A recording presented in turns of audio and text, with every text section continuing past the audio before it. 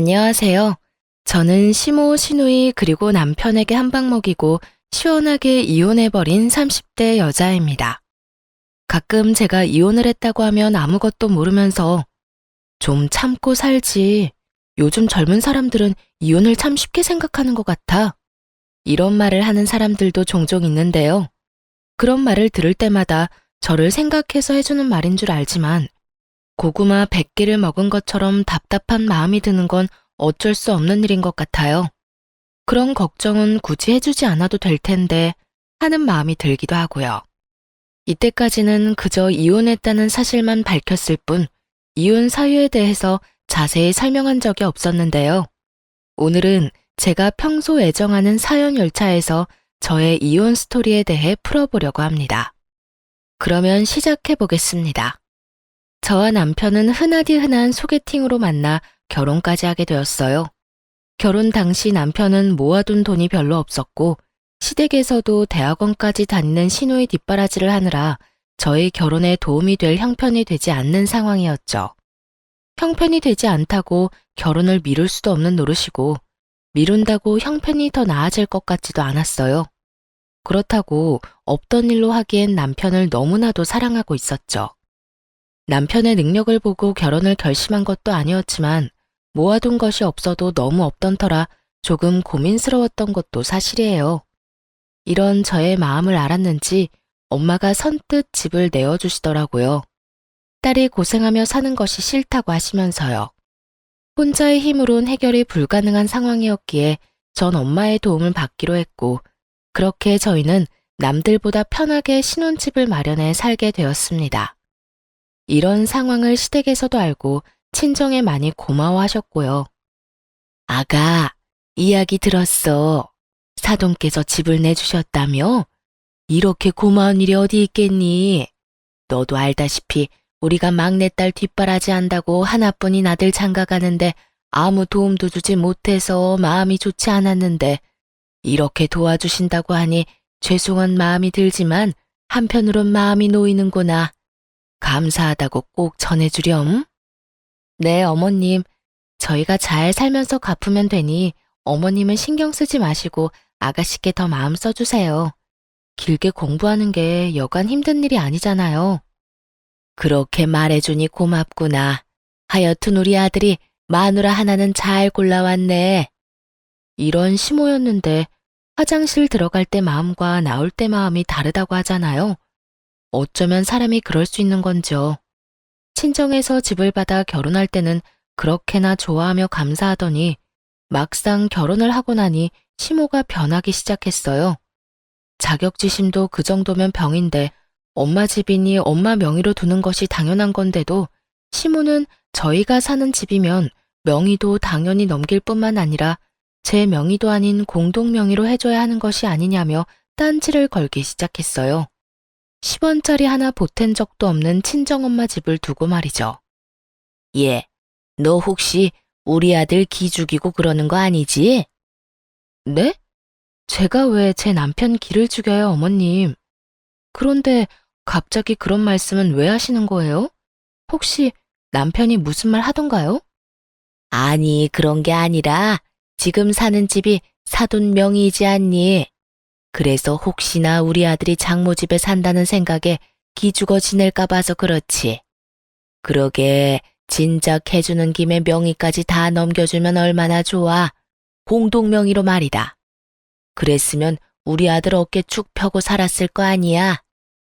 매번 이유를 바꿔가며 명의 타령을 해대는 것이 지겹지도 않은지 참 끈질기게도 명의를 걸고 넘어지더군요. 몇 달 동안 같은 문제로 걸고 넘어지니 기계적으로 답하던 그러게요 소리도 나오지 않을 지경이었어요. 그래서 전 이 지겨운 명의 문제를 마무리 짓기 위해 조금 단호하게 나가기로 했어요. 어머님, 제가 이런 말까지 하지 않으려고 했는데요. 아무래도 지금 확실하게 하지 않으면 계속 같은 문제로 감정 상할 것 같아서 말씀드릴게요. 왜? 뭐? 무슨 할 말이라도 있니? 혹시 명의 바꿔주신다고 하든? 아니요. 명의는 앞으로도 절대 바뀔 일 없을 거예요. 지금 사는 이 집, 저희 엄마가 힘들게 번 돈으로 마련해서 조금이라도 편하게 생활하시려고 세주고 계시던 집이었어요. 생활비에 꼬박꼬박 보탠대던 집, 딸이랑 사위 대출 걱정하지 말고 살라고 내주신 건데 명의까지 바라면 그게 도둑놈 심보 아닐까요? 심지어 집 세금도 여전히 엄마가 내고 계신다고요. 한 푼이라도 더 모아야 저희도 안정된 생활할 수 있다고 하시면서요. 그러니까 앞으로 명의 문제는 꺼내지 말아주셨으면 해요. 이렇게까지 말하면 양심에 찔려서라도 아무 말 못하겠지 했는데 시모는 제 생각보다 더 양심은커녕 생각조차 없는 사람이더군요. 무슨 말을 그렇게 하냐며 도리어 저에게 화를 내기 시작했으니까요. 아니 얘, 너 무슨 말을 그렇게 하니? 도둑놈 심보라니? 넌 내 아들이 도둑놈이란 이 말이니? 진명이 돌리라고 하는 내가 도둑년이란 이 말이야? 시집 온 지 얼마 되지도 않고 해서 될 수 있으면 큰 소리 안 내고 좋게 지내보려고 했더니 너 도저히 안 되겠구나. 아니 어머님, 제 말은 그런 말이 아니잖아요. 매번 전화하실 때마다 명의 문제로 열을 올리시니 어머님이 바라시는 일은 일어날 일이 없다고 알려드린 거예요. 다 됐고, 너 이번 주 주말에 집에 좀 오거라. 네가 할 일이 있어. 이러고 끊어버리는데 정말 사람 미칠 지경이더군요. 제가 노는 사람도 아니고 저도 엄연히 회사 생활을 하는 데다가 시댁까지 3시간은 넘게 걸리는데 특별한 날도 아니고 저를 골탕 먹이려고 하는 것이 뻔히 보이는데 이를 어쩐다 싶었어요. 저는 하는 수 없이 남편에게 이러한 사실들을 털어놓으며 남편에게 도움을 구하기로 했죠. 여보, 사실은 어머님께서 결혼하고 난 후로 계속 우리가 사는 집 명의까지 넘겨받아야 하는 거 아니냐고 하셔. 그것도 공동명의. 그게 당신 기 세워주는 일이라면서 하시는데 내가 매번 그건 좀 곤란하다고 해도 늘 같은 말만 하시네. 그랬어? 그런 일이 있었으면 진작 말을 하지 그랬어. 엄마도 참 욕심이 과하셨네.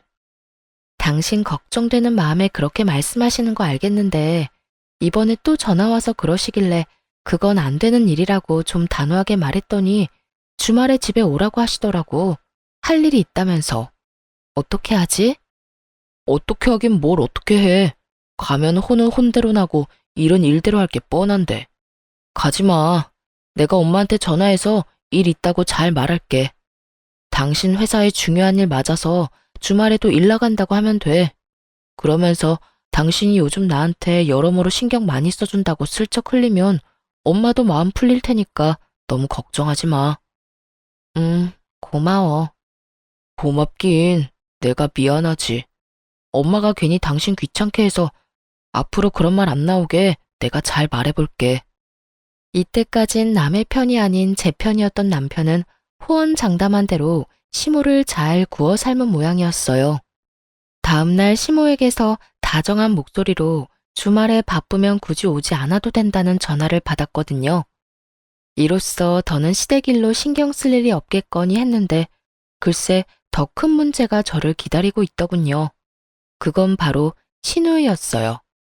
시누이는 철딱서니가 없어도 그렇게 없을 수가 없었는데 가끔 시댁에 갈 때마다 제가 본 시누이의 모습은 저희가 오든 가든 인사도 하지 않는 것은 기본이었고 방에서 온종일 뭘 하는 것인지 방은 엉망진창 그런 난리도 또 없더군요.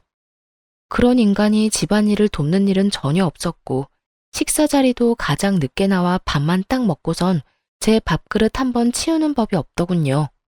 본인 행동은 그따위로 굴면서 입만 열면 하는 말은 가관이었어요. 언니, 엄마한테 들었는데 생전 엄마한테 전화 한 통 안 한다면서요? 며느리로서 적어도 일주일에 한 번은 시어머니한테 연락해야 하는 거 아니에요? 도리 몰라요, 도리? 적어도 도리는 지키면서 삽시다, 우리. 그거야 제가 연락드리기 전에 어머님이 전화를 주시니까 굳이 제가 할 필요가 없어서요. 어머님께서 일주일에 많으면 4번, 적어도 2번은 연락해 주시는데 굳이 저까지 연락을 드려야 할까요? 아무리 그래도 엄마가 먼저 하는 거랑 언니가 먼저 하는 거랑 느낌이 다르잖아요. 아무튼 언니도 엄마한테 연락 좀 하고 살라고요. 아가씨, 연락 문제는 어머님이랑 저랑 알아서 할게요. 방금 말했다시피 어머님이 그렇게 자주 연락이 오는데 제가 궁금한 게 뭐가 있을 것이며 제가 굳이 먼저 연락할 일이 뭐가 있겠어요? 아가씨는 나중에 결혼하면 시어머니랑 일주일 내내 연인 사이처럼 전화통화하면서 지낼 수 있어요? 별로 할 말도 없는데 굳이 도리상? 그건 아니지만. 그거 아니면 그냥 저희 일은 저희가 알아서 하게 두고 아가씨 일이나 신경 써요. 어머니께 들어보니 아가씨 방 청소도 제대로 안 한다고 한숨 쉬시던데. 딸 된 도리로 나이 많은 엄마를 부려먹으셔야 하겠어요? 그것뿐이에요. 매번 올 때마다 밥그릇 한 번 치우는 모습을 본 적도 없고 자기가 먹은 밥그릇 설거지통에 담는 게 힘든 일은 아니지 않나요? 전 진정한 도리가 무엇인지 시누이에게 알려주었고 제 말에 시누이는 입을 꼭 다물고 그저 저를 노려보다 방으로 들어가 버리더군요. 본인이나 잘하지 어디서 도리 운운하며 시누이 노릇이나 하려고 드는 건지 어이마저 없는 지경이었어요. 더 어이없는 건 이런 시누이에게 오냐오냐 하는 남편의 태도였어요. 여동생이 정신을 못 차리고 버릇없이 굴면 남편이라도 나서서 한 소리 해야 할 텐데 이래도 최고 저래도 최고. 남편은 그저 여동생이 죽으라면 죽는 신용까지라도 할 태세였습니다. 그러던 어느 날 일이 터지고야 말았어요. 여보, 제발 정신 좀 차려. 많이 양보해서 아버님, 어머님이 막내딸 예뻐하는 거 그러려니 한다 치자. 그런데 당신은 도대체 왜 그래? 왜 동생 일이라면 나사 하나 빠진 사람처럼 무조건 다 오케이냐고. 내가 뭘 또 그렇게까지 했다고 그래? 당신이 너무 예민하게 구는 거 아니야? 예민? 아가씨가 우리 엄마한테 째째하다고 말할 처지나 된다고 생각해? 그럴 말할 입장이냐고. 우리 엄마가 이 집 우리 살게 해준 것만 해도 감사할 상황에 뭐? 그까짓 집 명의 넘겨주는 게 뭐가 대수라고 째째하게 집 깔고 앉아서 집 있는 유세 부리냐고? 그게 나이도 어린 아가씨가 할 말이야? 네, 맞아요. 시누이는 저와 남편이 있는 자리에서 저딴 말들을 아무렇지 않게 짓거렸고 그런 시누이의 말에 시부모들은 물론 남편마저 고개를 끄덕이며 동조하고 앉았더군요. 이미 시모와도 다 끝난 문제였고 하물며 남편 놈도 그런 시모가 심했다고 해놓고선 막상 시누이가 이야기를 꺼내니 시누 말이 다 맞다며 고개를 끄덕이는 꼴이라니 집으로 돌아오는 길에 너무 화가 나 남편에게 따져 묻게 된 것이었죠. 제가 이렇게 따지면 사과라도 하겠지 싶었는데 남편 놈이 뭐라는 줄 아세요? 올바른 말 하는데 나이가 무슨 상관이야? 말이야 바른 말이라고. 오늘 지연이가 하는 말 들어보니 틀린 말 하나 없던데 뭘. 지연이 말처럼 장모님이 이왕 집 내주신 김에 명의도 같이 내주셨으면 얼마나 좋아. 당신도 내신 명의까지 넘겨주실 거라 바랬던 거 다 알아. 이러는 거 있죠? 그전까진 시모의 과한 욕심이라고 하던 사람은 어디로 갔는지 여동생이 그딴 식으로 한 말을 옹호라고 나서는 꼴이라니. 남편의 말을 듣는 순간 전 머리끝까지 화가 치솟아 올랐고 그야말로 남편을 쥐잡듯 잡아버렸습니다. 알긴 뭘 알아. 내가 당신이랑 당신 집 같은 줄 알아? 어떻게 사람들이 양심이 없어? 새 한 푼 내지 않고 우리 엄마 집에서 살면서 뭐? 이젠 명의까지 내놓으라고? 거기에다 째째해. 당신은 다를 줄 알았는데 뭐가 어쩌고 저째? 이럴 줄 알았으면 엄마가 집 들어가서 그냥 살라고 할 때 반대하는 거였어. 아니다. 지금이라도 늦지 않았네. 우리 이사 나가. 이사 나가서 대출을 껴서 집을 사든 월세살이를 하든 그렇게 하자고. 난 더는 우리 엄마한테 감사하기는커녕 명의까지 탐내는 당신이랑 우리 엄마 집에서 못 살아. 제 말에서 깊은 분노를 느낀 남편은 서둘러 그런 뜻이 아니었다며 저를 달래기 시작했고 집에 도착할 때까지 전 한마디도 하지 않았어요. 화가 너무 난 상태였던지라 입을 여는 순간 이혼이라는 말이 나올 것만 같았거든요. 그 후론 남편이나 시댁에서나 명의 이야기는 꺼내는 일이 없었고 저는 최선을 다해 시댁 식구와의 만남을 피하며 지내고 있었습니다. 만날 때마다 기분만 상할 뿐더러 기운만 뺏기니 아무리 시댁 식구라 한들 만나고 싶지 않은 마음이 컸으니까요. 남편 역시 이런 제 마음을 알았는지 굳이 시댁 식구들과 저를 엮지 않고 지내며 가족들이 생각나거나 보고 싶은 날엔 혼자 다녀오곤 하더군요. 지금 생각하면 정말 시댁에 간 건 맞았나 싶긴 하지만요. 하여튼 그렇게 저에겐 평화롭던 어느 날 남편이 제 눈치를 살피는가 싶더니 어렵게 이야기를 꺼내놓더라고요. 여보, 저기 할 말이 있는데 시간 있어? 무슨 말이길래 이렇게 뜸을 들여? 왜? 무슨 일 있어? 그게 다른 게 아니라 지연이가 서울에 온다네? 며칠 지내고 간다나 봐. 아가씨가? 왜? 며칠이나? 한 3일 정도? 놀러 오는 게 아니라 취업 때문에 여기저기 자리 알아본다고 올라온다는데 우리 집에서 좀 지내면 안 돼? 평소 시누이가 집에서 어떤 꼴로 지내는지 뻔히 아는데 저희 집에 들일 순 없는 노릇이었죠. 하물며 서로 앙금도 남아있던 터라 더욱 집에서 지내게 하고 싶진 않더라고요. 누군 고작 3일이라고 할 수도 있겠지만 저에겐 그 3일이 지옥 같을 것이라 믿어 의심치 않았기에 저는 고민할 것도 없이 남편에게 이렇게 말했어요. 당신도 알지? 그때 일로 아가씨나 나나 아직 앙금 남아있는 거. 거기에다 그때 아가씨 그 말 때문에 우리 크게 싸우기까지 했었어. 그런데 우리 집에 아가씨를 3일이나 지내게 하자고? 난 싫어. 절대 싫어. 그리고 아가씨 자기 손으로 뭐 하나 할 줄 아는 것도 없잖아. 나보고 회사 일에 당신 뒷바라지 하는 것도 모자라 아가씨 뒷바라지까지 하라고? 아, 싫어. 여러모로 다 싫어. 그러면 어떻게 해? 서울에 친구도 없다는데. 그러지 말고 당신이 이번 한 번만 양보해줘. 한 번이 두 번 되고 두 번이 세 번 되는 법이야. 난 싫으니까 정 안 되겠으면 호텔이라도 보내든가. 아마 모르긴 몰라도 아가씨는 우리 집보다 호텔이 더 좋다고 할 거다. 왜? 사진 찍어서 인스타 올리고 이런 거 좀 좋아해? 그런가? 하긴 그럴 수도 있겠네. 괜히 우리 집 와서 당신하고 또 싸우기라도 하면 생각만 해도 피곤하다. 그러면 나 지연이 호텔비 결제해 줄 테니까 결제 내역에 호텔 있어도 괜한 오해하지 마. 알겠어. 오해 같은 거 절대 안 할 테니까 집으로나 데리고 오지 마. 그렇게 시누이는 3일 동안 호텔에서 지내게 되었고 저의 예상대로 시누이는 섭섭해하기는커녕 호텔에서 지내는 3일 동안 아주 만족하며 지냈다고 하더군요. 하긴 돈이 얼만데 싫다고 할 수 있겠어요. 그 뒤로도 종종 시누이가 면접 때문에 서울로 올 때면 호텔에서 지내게 되었고 그럴 때마다 남편이 달려가 결제를 해주곤 했어요. 생각보다 그 지출이 커 아까운 마음이 없었던 건 아니었지만 집으로 데리고 와 서로 얼굴 붉히고 괜한 에너지 쏟는 것보단 나은 것이라 생각했기에 그저 지켜만 보고 있었죠. 그런데 아무리 취업 때문이라고는 하지만 시누이가 너무 자주 올라온다는 생각을 지울 수가 없더라고요. 처음엔 결제만 해주고 오던 남편도 시누이가 오는 날엔 함께 저녁을 먹는다며 늦기 시작하더니 어느 순간부턴 함께 면접 준비를 한다며 외박을 하는 날도 종종 생기더군요. 그날 역시 그런 날이었어요. 여보, 오늘 지연이 오는 거 알지? 매번 면접에서 떨어지고 지연이가 요즘 힘들어해. 그래서 하는 말인데 오늘도 지연이랑 있으면서 면접 연습 좀 하려고. 그러면 오늘도 안 들어오는 거야?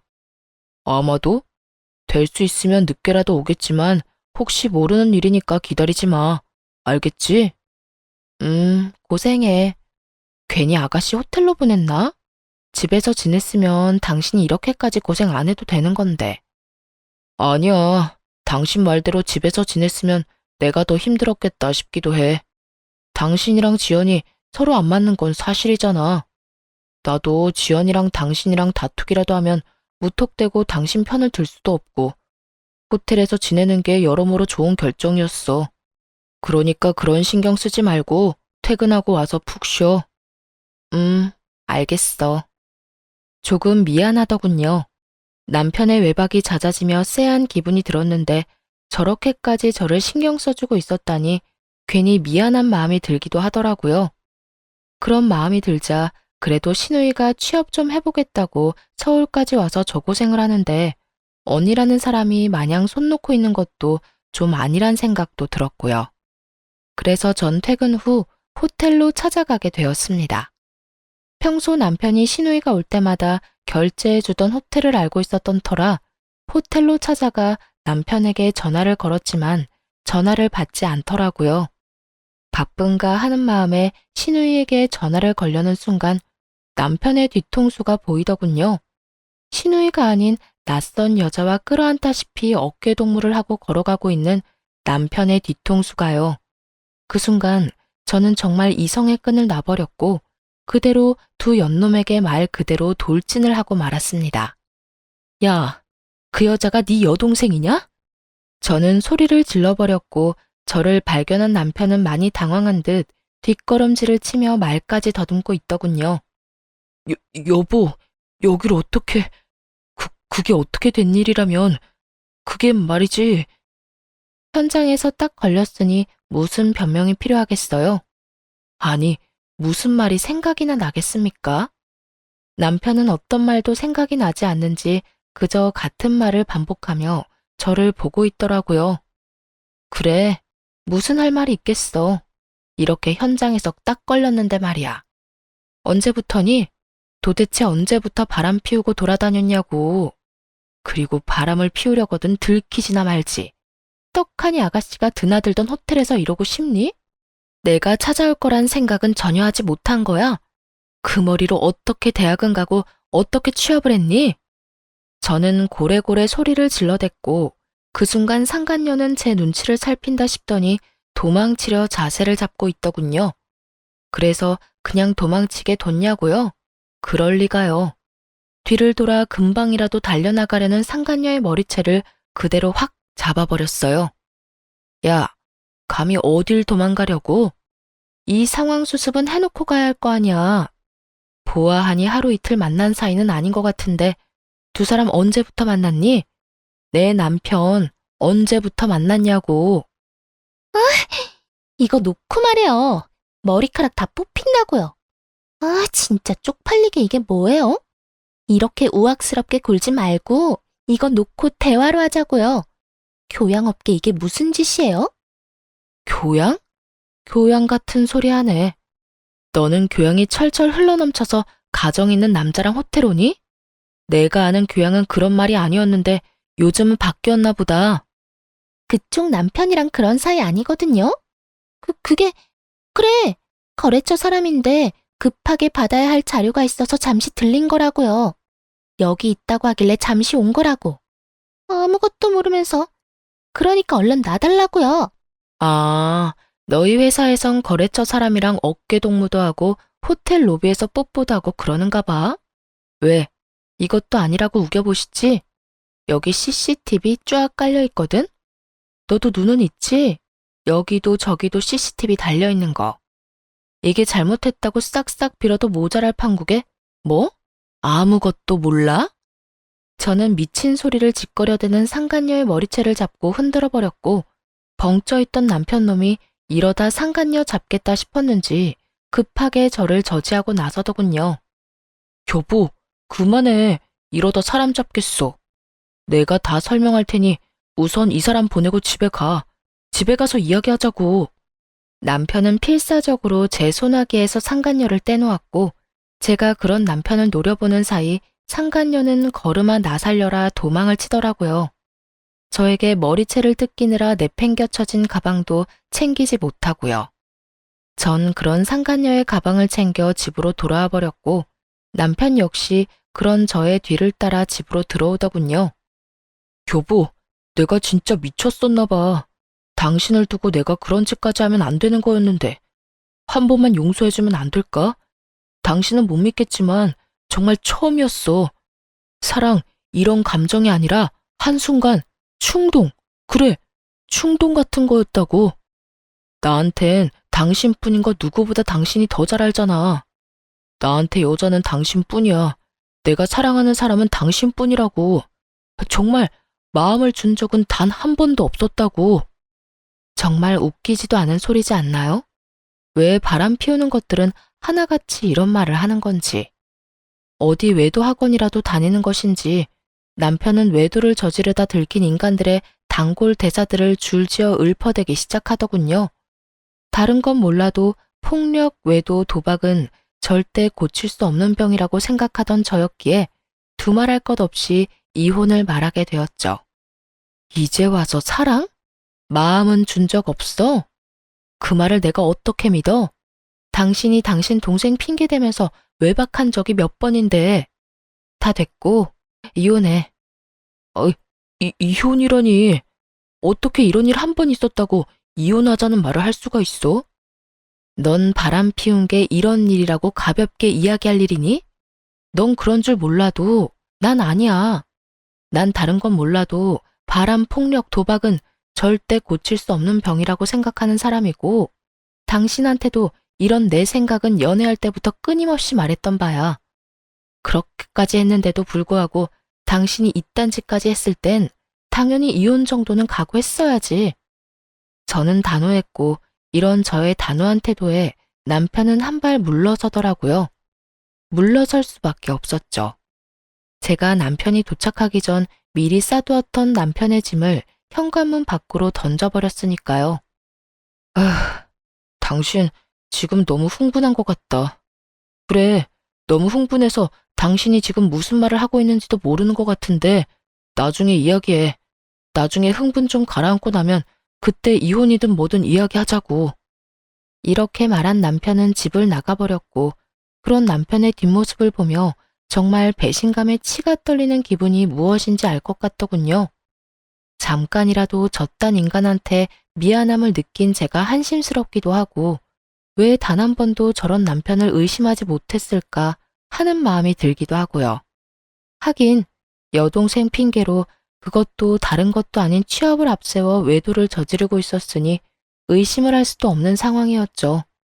거기에다 시누이가 정말 올라온 적도 있었고, 그런 시누이라면 벌벌 떠는 남편이었으니 꿈에도 생각하지 못했던 것입니다. 그렇게 남편에 대한 원망과 스스로에 대한 한탄으로 치를 떨고 있는데, 집에서 나간 지 5분도 되지 않은 남편에게서 전화가 오더군요. 제 휴대전화가 아닌 상간녀가 미처 챙기지 못한 가방 안에 들어있던 상간녀의 휴대전화로요. 하트만 5개인 이름이 뜨고 전 직감적으로 남편임을 알았고, 전 전화를 받아 아무 말도 하지 않고 있었어요. 제가 아무 말도 하지 않자 남편은 화가 난 상간녀가 아무 말도 하지 않고 있다고 생각했는지 혼자 말을 쏟아내기 시작하더군요. 자기야, 화 많이 났어? 왜 아무 말도 안 해? 그래. 나 같아도 화 많이 났을 것 같아. 미안해. 내가 좀 더 조심했어야 했는데 갑자기 그렇게 찾아올지 꿈에도 몰랐어. 나 집에서 쫓겨났다? 이혼하자네. 눈 하나 깜짝하지 않고 이혼하자는데 어쩌면 그렇게 독한지. 하긴 그 여자가 독한 구석이 있어. 내가 말했었지? 그 여자 독하다고. 차라리 잘 됐어. 내가 빨리 정리할 테니까 자기가 늘 원하던 대로 우리 같이 살자.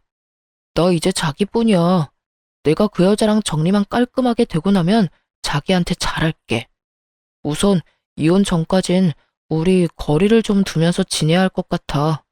이 여자 지금 눈이 완전 뒤집혀서 무슨 짓까지 할지 예상이 안 돼. 혹시나 회사 찾아와서 난리라도 부리면 우리 둘 다 무사히 회사 생활하는 건 힘들 거야. 내가 끝까지 이혼은 안 된다고 하면서 이 여자 마음 달래면 이혼은 하더라도 회사까진 찾아오지 않을 거야. 그렇게까지 치사하게 굴 여자는 아니거든. 하여튼 지금도 당장 자기한테 가고 싶은데 혹시나 사람 붙였을 수도 있어서 못 가. 그러니까 너무 섭섭해하지 말고 많이 놀라고 화났을 텐데 진정 좀 하고 쉬어. 그럼 끊을게. 사랑해 자기야. 난 자기밖에 없어. 끝까지 절절한 남편의 고백을 듣고 있자니 덜덜덜 떨리던 치가 촥 가라앉는 느낌이 들더군요. 머리가 확 맑아졌다고나 할까요? 배신감에 마비되었던 이성이 제자리를 찾으며 정신이 또렷해졌어요. 전 상간녀의 가방을 살펴보기 시작했고 남편의 회사명이 찍힌 볼펜부터 물티슈까지 나오더군요. 남편의 말과 회사명이 찍힌 물건들을 보아하니 상간녀는 절대 거래처 사람이 아닌 같은 회사 동료일 거란 확신을 하게 되었어요. 다음 날 전 상간녀의 가방을 챙겨 남편의 회사로 갔고, 아니나 다를까 저의 확신처럼 남편 대신 상간녀가 남편의 부서에서 저를 반겨주더군요. 여길 어떻게, 여기서 이러지 말고 나가서 이야기해요.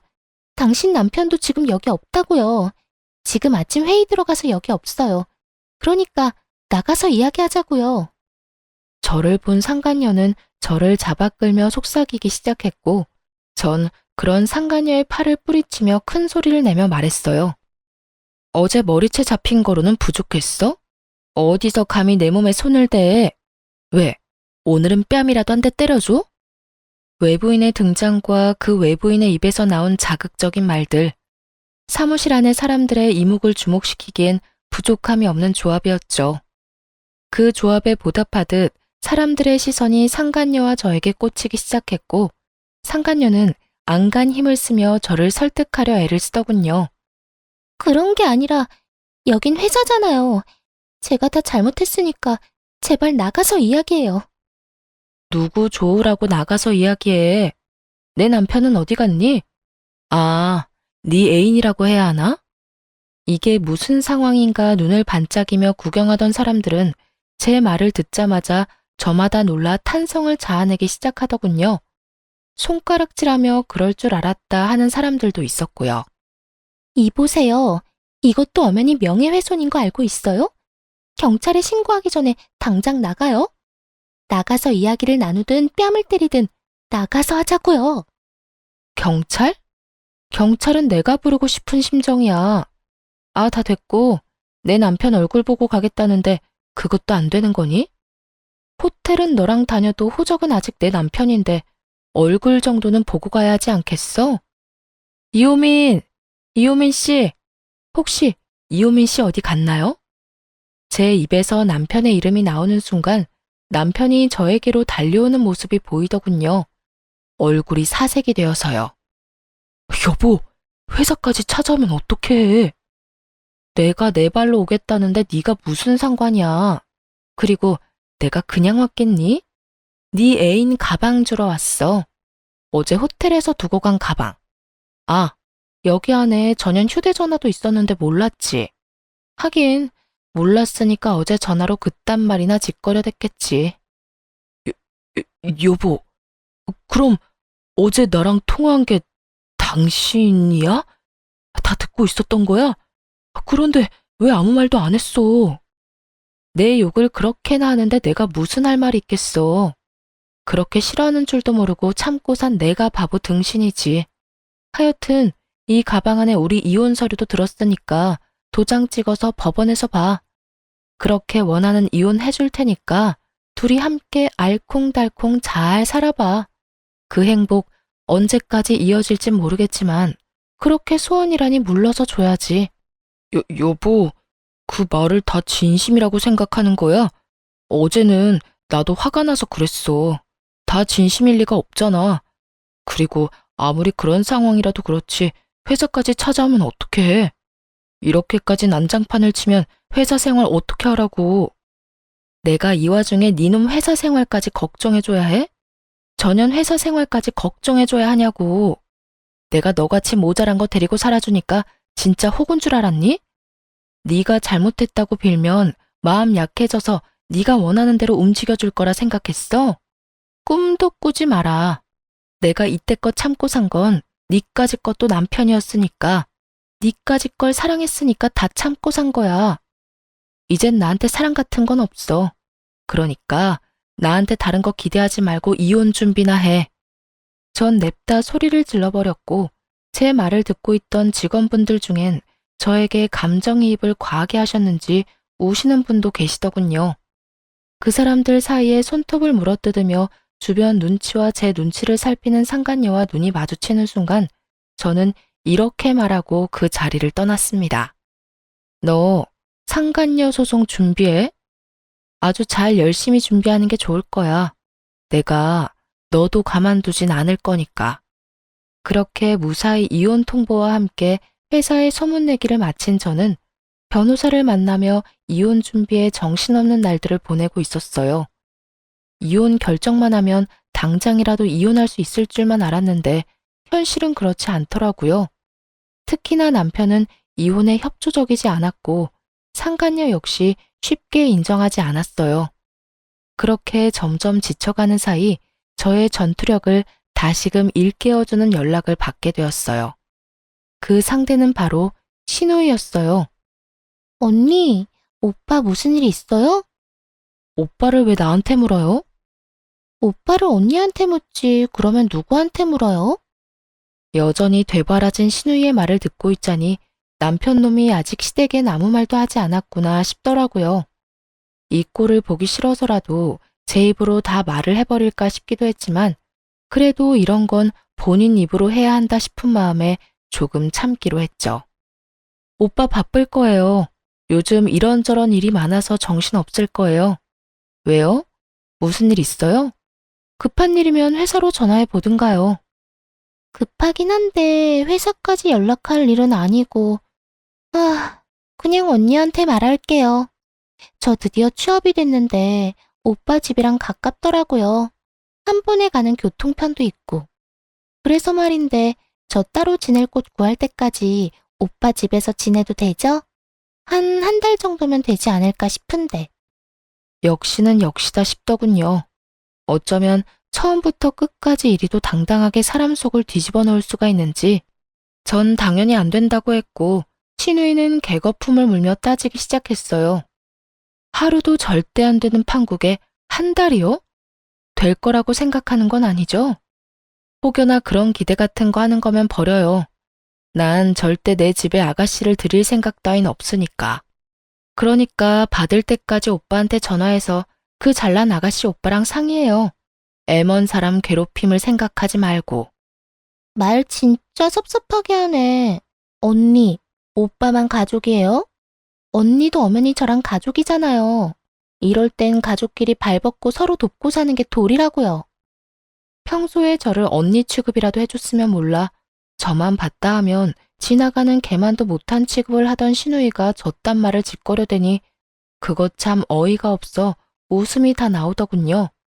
그 와중에 또 도리 어쩌고 하는 꼴이 잠시 사그라들었던 저의 복수 의지를 불태우기도 했고요.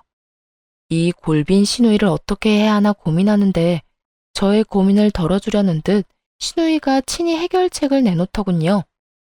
언니, 다 됐고, 언니가 그렇게 싫다고 하니 그냥 호텔로 갈게요. 매번 지내던 호텔 알죠? 거기서 한 달 지내면서 집 알아보면 되겠네. 호텔이요? 한 달? 그 돈이 얼만 줄이나 알아요? 한두 푼도 아니고 괜찮겠어요? 호텔비? 그건 언니가 줄 거잖아요. 집에도 못 오게 했으면 적어도 비용이라도 지원해줘야 하는 게 도리 아니에요? 호텔도 처음엔 혼자 있으려니 무섭기도 하고 그랬는데 생각해보니까 언니 집보단 호텔이 더 편할 것 같아요. 청소해줘, 밥 줘. 무엇보다 돈이 비싸서 그런가? 침대가 너무 좋은 거 있죠? 대단하지 않나요? 저한테 돈을 맡겨둔 것도 아니고 어쩌면 이리도 당당하게 지원이란 말을 쓸 수가 있는 것인지 심지어 지원해줄 사람은 지원할 생각도 한 적이 없는데 말이죠. 여기까지만 해도 어이가 없는데 신우이는 쉬지 않고 그 다음 계획을 털어놓고 있더라고요. 아, 집도 사실은 받은 집이 있긴 한데 보증금이 비싸서 그렇지 월세는 꽤 괜찮더라고요. 그냥 거기로 계약할까 싶은데 언니가 보증금은 도와줄 거죠? 1,000만 원 정도면 될 것 같아요. 가족 좋은 게 뭐예요? 이럴 때 돕고 살아야 하지 않겠어요? 언니 시집 올 때 나한테 해준 거 아무것도 없으니까 그걸로 퉁칠게요. 그럼 언니만 믿고 계약해요. 이러고 전화를 뚝 끊어버리더군요. 그 예의란 밥 말아먹은 전화 예절이 이럴 땐 참 고맙더라고요. 통화가 조금만 더 길어졌다간 이혼 소송 중이란 말을 털어놓으며 나와는 상관없는 일이니 다신 이런 일로 전화하지 말란 말을 하기 직전이었으니까요. 그렇게 전 신우이가 제 무덤 스스로 파는 짓거리를 방치한 채 이혼을 성공리에하게 되었습니다. 결혼하며 쓴 돈들은 거의 회수하고도 남을 위자료와 상간녀에게까지 위자료를 받고 이혼하게 된 것이죠. 그 정도 위자료까진 기대하지 않았는데 다 출중한 변호사분 덕분이었죠. 두 사람은 회사에서 권고사직을 당한 상태로 보였고 계획대로 되는 일이 없자 사이도 틀어진 것 같더라고요. 이게 다 너 때문이야. 이게 왜 나 때문이야? 다 네 놈 때문이지. 유부남이면 유부남답게 행동했어야지. 내가 뭘 어쨌다고. 그렇게 말하는 너야말로 나 유부남인 거 다 알면서 나한테 꼬리쳤잖아. 말술을 마시면서 맥주 한 잔 먹고 어지럽다고 하질 않나? 호텔 구경을 하고 싶다고 하질 않나? 내가 미쳤지. 이런 상여인 줄도 모르고 넘어간 내가 한심한 놈이지. 그러게, 누가 넘어오래? 좋다고 넘어온 사람이 누군데. 그리고 너만 손해가 막심한 줄 알아? 나도 마찬가지다 이거야. 내 나이가 몇 살인데. 회사 잘린 것도 모자라 상간녀 딱지까지 어떻게 책임질 거야? 내가 왜 책임져? 자기 인생은 스스로 책임지고 챙기고 살아야지. 하여튼 소송만 끝나면 다신 보지 말자. 니년만 보면 화가 치밀어 오른다고. 어쩌다 니년 같은 걸 만나서 내 꼴이 이렇게 됐나 해서. 이렇게 네가 잘했니 내가 잘했니 싸우는 꼴을 종종 보이곤 했으니까요. 이것만으로도 통쾌한데 더 통쾌한 일이 저를 기다리고 있더군요. 이혼하고 난 후 전 남편이 이혼 소식을 시댁에 전했는지 화가 잔뜩 난 전 시누이에게서 연락이 왔더라고요. 언니, 이혼했다는 거 사실이에요? 왜요? 왜 이혼했는데요? 내가 그런 것까지 너한테 말해야 하니? 내가 왜? 너, 지금 너라고 했어요? 아, 이혼했다 이거예요? 됐다 됐어. 그깟 호칭이 뭐라고. 다 됐으니까 이혼했어도 내 호텔비랑 보증금은 해줄 거죠? 나 방 계약도 다 했단 말이에요. 아이 참, 왜 이혼하고 난리야? 왜 나한테 한마디 상의도 없이 이혼하냐고. 간도 크다 했어요. 저는 이러다 할 대답도 하지 않았는데 덜컥 방부터 계약했다고 난리를 부려대더군요. 거기에다 한 달이 남짓한 시간 동안 정말 호텔에서만 쭉 지낸 듯 했고요. 내가 왜? 내가 언제 해준다고 했었나? 그리고 아주 만약에 내가 이혼 안 했더라도 네 호텔비는커녕 보증금 따위 줄 생각은 전혀 없었어. 그런데 지금 이 상황에 내가 왜 너한테 돈을 주겠니? 꿈 좀 깨라. 이제 와서 그렇게나 하면 어떡해요. 지금 쓴 돈이 얼만데. 그러지 말고 호텔비는 오빠한테 달라고 할 테니까 보증금이라도 좀 해달라고요. 마지막 선물. 그래, 마지막으로 나한테 주는 선물이라고 생각하면 되겠네. 마지막 돌이라고 생각하고 오빠한테 받은 위자료로 딱 보증금만 해줘요. 해달라고요. 아, 해달라고. 이러면서 악을 쓰기 시작하는데 도저히 좋은 말론 말이 통하지 않겠더라고요. 제 입 더러워지는 것이 싫어 험한 말은 하고 싶지 않았는데 하는 수 없겠더군요. 이런 미친년이 있나? 야, 미쳐도 곱게 미쳐. 너 나한테 돈 맡겨놨어? 어디 빚쟁이처럼 돈 내놓으라고 이 난리야? 네가 쓰고 네가 쓴 돈 네가 알아서 해결해. 그리고 말끝마다 돌이 찾아대는데 그 좋아하는 돌이 너나 잘 지켜. 나이 먹고 자기 밥그릇 하나 씻을 줄도 모르고 자기 방 청소 한 번 제대로 한 적 없는 년이 어디서 감히 돌이 타령이야? 다시 한번 전화해서 돈 내놔라 하기만 해봐. 내가 네 회사까지 찾아가서 입사하자마자 잘리게 해줄 거니까. 알겠으면 끊어. 제 말이 통했는지 그 뒤론 연락 같은 건 오지 않더라고요. 얼마나 통쾌했는지 모릅니다. 제 입까지 더럽힌 것이 못내 찝찝하긴 했지만 어찌되었든 할 말은 다 했으니까 그걸로 됐다 싶었어요. 그렇게 그 질긴 인연도 끝일 거라 생각했는데 며칠 뒤 전 남편에게 연락이 와 득달같이 따지고 들더군요. 너 진짜 무슨 생각으로 그랬어? 나 엿먹이려고 그랬냐? 우리 지연이 엿먹이려고 그랬냐고. 이혼 소송 중이라고 말이라도 해줬으면 지연이가 계약까지는 안 했을 거 아니야. 이제 어떻게 할 거야? 호텔비야 내가 줬지만 계약금은 다 날리게 생겼다고. 이 지긋지긋한 인간은 끝까지 제 탓을 하며 물고 늘어지더군요. 하긴 이런 인간이니 외도나 저지르고 회사도 잘리는 게 아니겠어요? 전 그런 남편놈에게 한껏 비웃음 가득한 목소리를 내며 이렇게 말해주었어요. 동생이라는 년이나 오빠라는 놈이나 쌍으로 미쳤구나. 정신 차려. 호텔에서 돈 쓴 것도 네 동생, 생각 없이 덜컥 계약부터 한 것도 네 동생이야. 계약금 날리는 게 아까우면 네가 대출을 받든 장기를 팔든 해서 보증금 해주면 되는 거고, 그것도 안 되면 네 집에 말해. 나한테 이러지 말고. 뭘 잘했다고 나한테 그런 설명을 해라 마라 명령질이야? 내가 이혼할 판국에 그런 설명까지 친절하게 하리? 제발 정신 차리고 나한테 2번 다시 연락하지 마. 알겠어?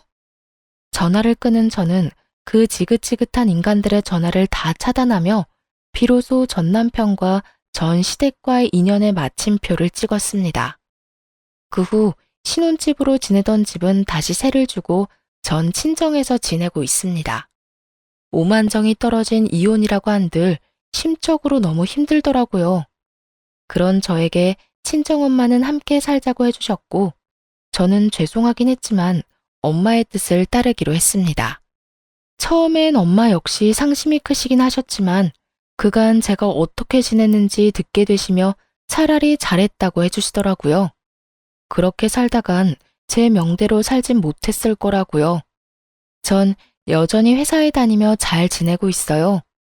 이혼 이후 그간 꽉 막혔던 운이 트이는 듯 일도 잘 진행된다 싶더니 현재는 진급까지 앞두고 있어요. 일도 잘 풀리고 가정에서 스트레스 받을 일도 없으니 삶의 활력도 생기고 마음도 훨씬 여유로운 것이 왜 진작 이혼하지 않고 버티고 살았나 후회까지 되는 거 있죠. 이로써 저의 긴 사연도 끝이 났네요. 저의 긴 사연 함께 해주셔서 감사합니다.